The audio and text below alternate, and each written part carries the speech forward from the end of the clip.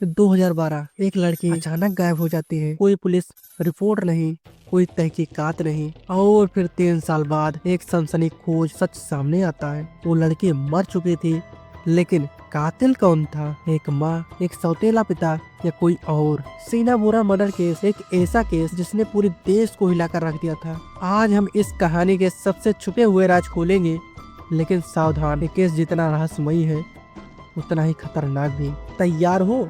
चलो इस राज के अंधेरे में कदम रखते हैं। सीना बोरा एक 24 साल की लड़की, एक अच्छी जॉब, एक खुशहाल जिंदगी, लेकिन उसकी जिंदगी में एक ऐसा रिश्ता था जिसने सब कुछ बदल दिया। सीना की माता इंद्रानी मुखर्जी। लेकिन रुकिए, ये सिर्फ एक माँ बेटी का मामला नहीं था। इंद्रानी ने पूरी दुनिया से गहरा राज छुपाया था। सीना उसकी बेटी नहीं बल्कि उसकी बहन बताई जाती थी। हाँ, आप सही सुन रहे हैं।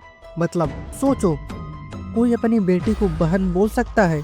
लगता है फैमिली ड्रामा में भी ट्विस्ट डालना टैलेंट था।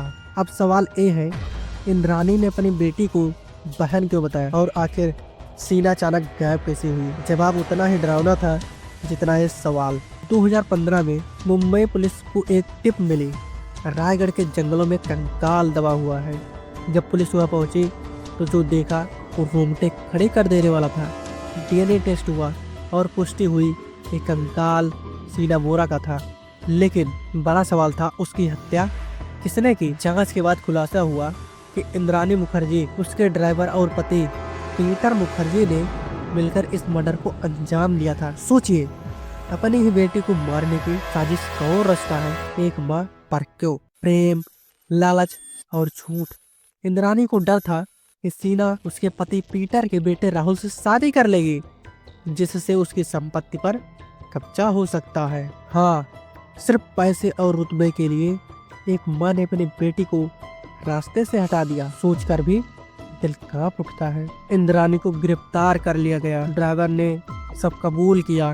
ये केस मजबूत था, लेकिन ये ट्विस्ट अभी बाकी था। पीटर मुखर्जी, जो इंद्रानी का पति था, क्या वो मासूम था या उसने भी इस साजिश में हिस्सा लिया?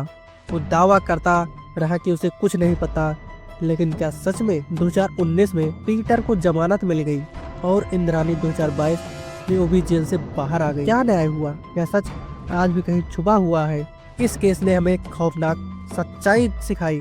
दुनिया में सबसे बड़ा धोखा उन्हों से ही मिलता है। जब लालच और झूठ रिश्तों पर हावी हो जाए तो अंजाम सिर्फ बर्बादी होता है। लेकिन आपको क्या लगता है, क्या इस केस में कुछ और छुपा हुआ है? क्या इंद्रानी सच में गुनाहगार थी या उसे फंसाया गया?